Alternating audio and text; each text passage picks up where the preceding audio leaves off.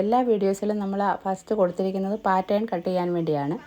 Pattern 2-3 പ്രാവശ്യം cut ചെയ്ത് പഠിച്ചതിന് ശേഷം മാത്രം നല്ല ക്ലോത്തിലേക്ക് അളവുകൾ മാർക്ക് ചെയ്ത് കട്ട് ചെയ്യുക. അപ്പോൾ ഇനിയും കട്ടിങ് സ്റ്റിച്ചിങ്ങൊക്കെ നമുക്ക് അടുത്ത വീഡിയോയിലേക്ക് തരുന്നതായിരിക്കും. ഈ പാറ്റേൺ എങ്ങനെ വരച്ചു എന്നുള്ളതാണ് നമ്മൾ ഈ വീഡിയോയ്ക്കകത്ത് പറയാൻ പോകുന്നത്. നെക്സ്റ്റ് നമുക്ക് കട്ടിങ് സ്റ്റിച്ചിങ്ങും ഒക്കെ നെക്സ്റ്റ് വീഡിയോസിൻ്റെ അകത്ത് വരുന്നതായിരിക്കും. ഇപ്പോൾ നമുക്ക് ജസ്റ്റ് ഇതെങ്ങനെ വരച്ചു എന്നുള്ളതും ബെസ്റ്റ് ഒന്ന് എക്സ്പ്ലെയിൻ ചെയ്തിട്ട് പോകാം. ഇപ്പോൾ നമുക്ക് ലെങ്ത് ആയിട്ട് നമ്മളിവിടെ എടുത്തേക്കുന്നത് 12 സെൻറ്റിമീറ്റർ + 1 സെൻറ്റിമീറ്റർ. ഇതെങ്ങനെ എടുത്തുവെന്ന് ചോദിച്ചാൽ ന്യൂ ബോൺ ബേബീസിനെല്ലാം സെയിം സൈസ് ആയിരിക്കും. അതുകൊണ്ട് നമ്മൾ സാധാരണ 12 സെൻറ്റിമീറ്റർ ആണ്. ഇവിടെ നമ്മൾ സെൻറ്റിമീറ്റർ സൈസിനാണ് പറയുന്നതെങ്കിലും നമ്മൾ ക്ലോത്തിൽ ചെയ്യുമ്പോൾ ടേപ്പ് യൂസ് ചെയ്യുകയാണ് ചെയ്യുന്നത്. അപ്പോൾ ടേപ്പിലാകുമ്പോൾ അത് ഇഞ്ചിനാണ് വരുന്നത്. ഓക്കെ, നമ്മളിവിടെ ലെങ്ത് ആയിട്ട് 12 സെൻറ്റിമീറ്ററും 12 സെൻറ്റിമീറ്ററിൻ്റെ കൂടെ 1 സെൻറ്റിമീറ്റർ എപ്പോഴും കൂട്ടിയെടുക്കും. ഈ 1 സെൻറ്റിമീറ്റർ എന്തിനാണ് കൂട്ടിയെടുത്തേക്കുന്നതെന്ന് ചോദിച്ചാൽ മേളിലും താഴെയും നമ്മൾ മടക്കി അടിക്കുമ്പോൾ ഒരു ½ ഇഞ്ചായിട്ട് അതങ്ങ് പോകും. അതിനാണ് നമ്മൾ 1 സെൻറ്റിമീറ്റർ കൂട്ടിയെടുക്കുന്നത്. അപ്പോൾ നമ്മുടെ ലെങ്ത് നമ്മൾ 12 സെൻറ്റിമീറ്റർ + 1 സെൻറ്റിമീറ്റർ ആണ് വന്നേക്കുന്നത്. അപ്പോൾ നമുക്ക് ഫസ്റ്റ് നോക്കാം.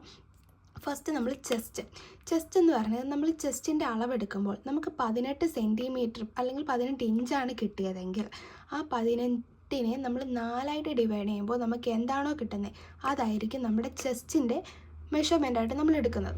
അപ്പോൾ നമ്മൾ എന്ത് ചെയ്യും, ഒരു ക്ലോത്തിന് നമ്മൾ ലെങ്ത്തും ബ്രെഡ്ത്തുമായിട്ട് നോക്കുകയാണെങ്കിൽ നമ്മൾ ഈ മേളിലത്തെ ഭാഗത്ത് നമ്മൾ 4.5 സെൻറ്റിമീറ്റർ ആണ് കൊടുത്തേക്കുന്നത്. ഈ 4.5 സെൻറ്റിമീറ്റർ എന്ന് പറയുന്നതാണ് ഇവിടെയാണ് ചെസ്റ്റിൻ്റെ മെഷർമെൻറ്റ് വരുന്നത്. ഇവിടെ നമുക്ക് ചെസ്റ്റിൻ്റെ ഇതുപോലത്തെ ഇതിൽ കിട്ടണമെന്നെങ്കിൽ എന്ത് ചെയ്യണം, നമ്മൾ ടോപ്പിൽ ഷോൾഡറിൻ്റെ ഭാഗത്തുനിന്ന് തന്നെ അതേ അളവിലെടുത്തിട്ട് പിന്നെ നമ്മൾ ഷോൾഡറിൻ്റെ സൈസ് മാർക്ക് ചെയ്യുക വേണ്ടേ. അപ്പോൾ നമ്മൾ എന്ത് ചെയ്യണം, ചെസ്റ്റിൻ്റെ ഭാഗം ഇവിടെ മുകളിലായിട്ട് 4.5 സെൻറ്റിമീറ്റർ നമുക്ക് കിട്ടിയിട്ടുണ്ട്. അപ്പോൾ 18 എന്നുള്ളതിനെ 4ആയിട്ട് ഡിവൈഡ് ചെയ്യുമ്പോഴാണ് 4.5 കിട്ടുന്നത്. അപ്പോൾ നമുക്ക് അതുപോലെ നമുക്ക് ലെങ്ത്ത് നമ്മൾ 12 സെൻറ്റിമീറ്റർ എടുത്തു എന്ന് പറഞ്ഞു. 12 + 1 സെൻറ്റിമീറ്റർ എടുത്തു. അതെന്ന് പറയുന്നത് നമ്മളപ്പോൾ എന്ത് ചെയ്തു, ഇവിടെ 0യും ഇവിടെ താഴെ 1 എന്നും മാർക്ക് ചെയ്തു. നമ്മൾ 1 എന്ന് മാർക്ക് ചെയ്തു.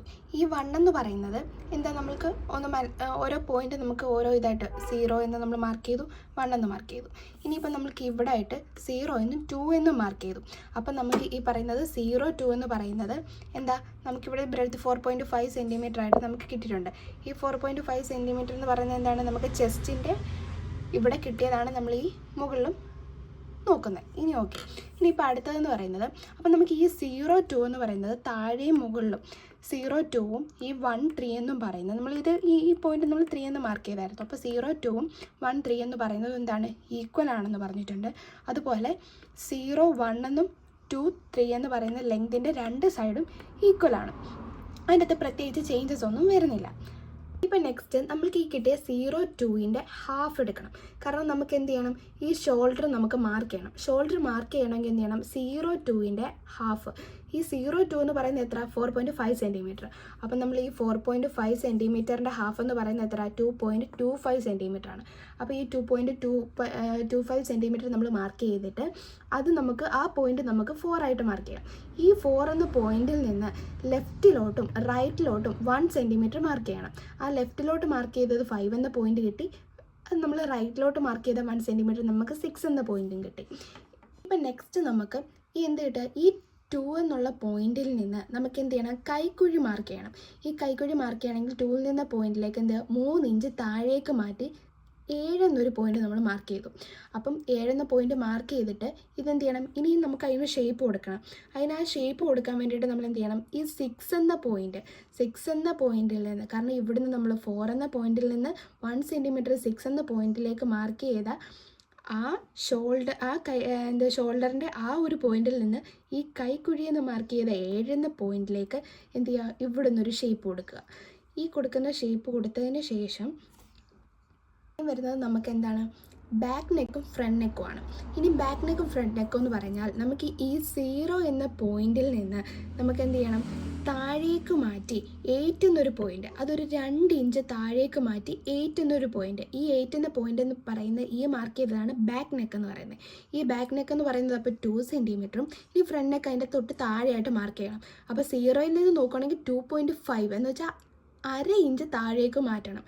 അപ്പം 0യിൽ നിന്ന് 8ലേക്കുള്ളത് നമുക്ക് 2 സെൻറ്റിമീറ്ററും 0 എന്ന പോയിന്റിൽ നിന്ന് 9 എന്ന പോയിന്റിലേക്ക് നമുക്ക് കിട്ടിയത് എത്രയാണ്, 2.5 സെൻറ്റിമീറ്റർ ആണ് കിട്ടിയേക്കുന്നത്.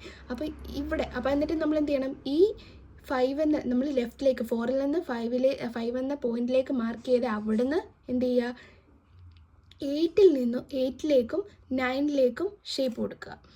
നമുക്ക് ഷോൾഡർ ഷേപ്പാണ് വേണ്ടത്.